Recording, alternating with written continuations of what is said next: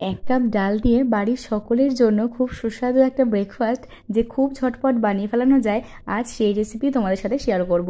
শুধু ঝটপট হয়ে যায় তাই নয়, পেটও ভর্তি থাকে, অনেকক্ষণ পেট ঠান্ডাও থাকে, আর এতটাই সফট হয় যাদের দাঁতের প্রবলেম আছে তারাও কিন্তু অনায়াসেই খেয়ে নিতে পারবে এই সুস্বাদু ব্রেকফাস্ট। আশা করছি রেসিপিটা তোমাদের ভীষণ ভালো লাগবে। যদি ভালো লেগে থাকে অনেক বেশি বেশি করে লাইক আর শেয়ার করে দিও, আর সাবস্ক্রাইব করো এরকম নিত্য নতুন রেসিপির আপডেট সবার আগে পাওয়ার জন্য। এই রেসিপিটার যেহেতু 3টে ভাগ রয়েছে তার জন্য রেসিপিটা একটু লেন্দি। আশা করছি তোমরা খুব ধৈর্য নিয়ে দেখবে আর বাড়িতে অবশ্যই বানাবে, আর আমাকে কমেন্ট বক্সে কিন্তু কমেন্ট করে জানাবে কেমন লাগলো তোমাদের রেসিপিটা। তো চলো এবার শুরু করে ফেলি। 3 থেকে 4 ঘন্টা ভিজিয়ে রাখা উড়াদ ডাল অথবা বিউলির ডালকে ভালো মতো পরিষ্কার করে ধুয়ে জল ঝরিয়ে মিক্সার গ্রাইন্ডার জারের মধ্যে নিয়ে নিচ্ছি। একদম মিহি করে বাটবো, কোনো রকম জল কিন্তু ইউজ করব না বাটার সময়, একদম শুকনো শুকনো করে বাটতে হবে। ডালের গায়ে যেটুকু জল লেগে থাকবে সেই জল দিয়ে কিন্তু পেস্টটা হয়ে যাবে। দেখে নিশ্চয়ই বুঝতে পারছো কতটা স্মুথ করে বাটতে হবে। এবার ডালটাকে একটা বাটির মধ্যে নিয়ে নিচ্ছি। 5 থেকে 7 মিনিট খুব ভালো মতো ফেটিয়ে নিলেই দেখতে পারবে ডালটাকে জলের মধ্যে দিলেই ডালটা কি সুন্দর ভাসছে। সুতরাং আমাদের ফ্যাটানো কিন্তু একদম পারফেক্টলি ডান। এবার থেতো করে নিচ্ছি আমি একটু আদা, কাঁচা লঙ্কা আর কারি পাতাটা থেতো করার সময় দিতে আমি ভুলে গেছিলাম বলে আমি পরে অ্যাড করেছি। আর অ্যাড করছি সামান্য একটু লবণ আর একটু হিং।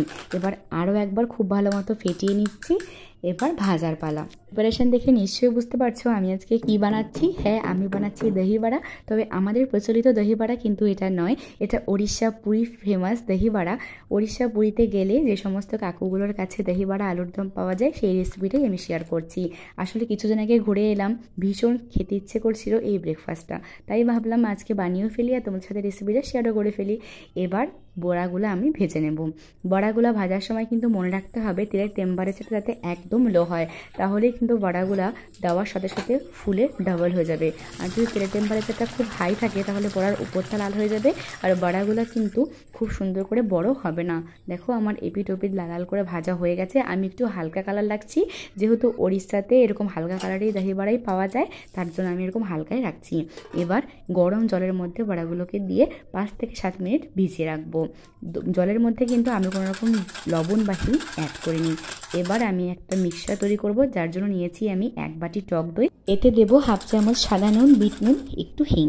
এবার দিয়ে দিচ্ছি সামান্য একটু জল দিয়ে দইটাকে ভালো মতো ফেটে নিচ্ছি। এবার অ্যাড করব আমি 2 কাপ মতো জল। 2 কাপ জল দিয়ে খুব ভালো মতো মিক্স করে রেখে দিচ্ছি। এবার যে বড়াগুলো আমি ভিজিয়ে রেখেছিলাম জলের মধ্যে, সেই বড়াগুলোকে জল চিপে চিপে ওই দইয়ের যে মিক্সচারটা আমি তৈরি করলাম সেই মিক্সচারের মধ্যে দিয়ে দেব।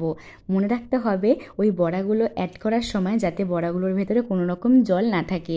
বড়ার ভেতরে যদি জল থাকে তাহলে বড়াগুলো কিন্তু এই দইয়ের মিক্সচারটা খাবে না, মানে শোষণ করবে না। সুতরাং এটা কিন্তু খুব কেয়ারফুল থাকতে হবে। একদম 2 হাত দিয়ে নিংড়ে জলটাকে বের করে দিয়ে তবেই কিন্তু তোমরা ওই দইয়ের মিক্সচার অ্যাড করবে। এই দইয়ের মিক্সচারটার মধ্যে আমি দিয়ে দিচ্ছি সামান্য একটু ভাজা জিরের গুঁড়ো আর একটা ফোড়ন। তার জন্য কড়াইয়ে সামান্য তেলে দিয়ে দিচ্ছি গোটা সর্ষে, গোটা জিরে, কারি পাতা আর কাঁচা লঙ্কা সব একসাথে ভাজা ভাজা করে ওই ফোড়নটা দিয়ে ভালো মতো নাড়িয়ে ঘাটিয়ে ঢাকা চাপা দিয়ে রেখে দিচ্ছি 15 মিনিটের জন্য। এবার ঘুগনি আলুর দমটা বানাবো। যেহেতু ঘুগনি আলুর দমটা ওড়িশায় খুব রিচ হয় তার জন্য কিন্তু আমি একটু রিচ করে বানাচ্ছি। তোমরা চাইলে কিন্তু হালকা ফুলকার মধ্যেও বানাতে পারো। তার জন্য মটর, মানে হলুদ মটর যেটাকে আমরা বলি, সেই হলুদ মটর আর আলু আমি একসাথে সিদ্ধ করে নিয়েছি। আলু চোচাটাকে ভালো মতো ছুলে নিচ্ছি। এবার কড়াইয়ে জিরা ফোড়ন দিচ্ছি আর একটা মশলা বেটে রেখেছিলাম পেঁয়াজ, আদা, রসুন। মিক্সিতে সেই বেটে রাখা মশলাটা দিয়ে দিচ্ছি আর দিচ্ছি কাশ্মীরি লঙ্কার গুঁড়ো, তাতে কালারটা ভালো আসে, ধনের গুঁড়ো, হলুদ গুঁড়ো আর সামান্য একটু লবণ। সব কিছু একসাথে ভালো মতো কষিয়ে নেব যতক্ষণ না পর্যন্ত তেল ছেড়ে আসছে। মশলা থেকে তেল ছেড়ে আসলে মশলাটাকে আমি 2 ভাগে ভাগ করে নিচ্ছি। 1 ভাগ দিচ্ছি সেদ্ধ মটরের মধ্যে আর আরেক ভাগ কড়াইয়ের মধ্যে রেখে দিচ্ছি, যার মধ্যে দিচ্ছি সেদ্ধ করে রাখা আলু হাত দিয়ে একটু ভেঙে ভেঙে। এবার আলুগুলোকে মশলার সাথে ভালো মতো ভাজা ভাজা করে পরিমাণ মতো জল ঢেলে দিচ্ছি। যেহেতু আলুর দম হবে, মানে আলুটা একটু মাখা মাখা হবে, তার জন্য অল্প করে জল দিয়ে একটু ভাজা জিরের গুঁড়ো দিয়ে ভালো মতো ফুটিয়ে নামিয়ে রাখছি। এবার মটরের সাথে ওই মশলাটা, মানে যে কষে রাখা মশলাটা দিয়েছিলাম সেই মশলাটা ভালো মতো নেড়ে ঘেটে একদম ঘন করে নিচ্ছি আর নামানোর আগে দিয়ে দিচ্ছি ভাজা জিরের গুঁড়ো। ব্যাস, আমাদের ঘুগনি আলুর দম কিন্তু একবারে রেডি। এবার আমাদের জোগাড়ও রেডি হয়ে গেছে। দহি বড়া, মানে বড়াটা যে দইয়ের মধ্যে ভিজে রেখেছিলাম সেই দহি বড়া রেডি, আলুর দম রেডি, ঘুগনি, ঝুড়ি ভাজা, পেঁয়াজ কুচি সব রেডি। এবার চলো প্লেটিংটা করে ফেলি। যার জন্য আমি একটা মাটির সরা নিয়েছি।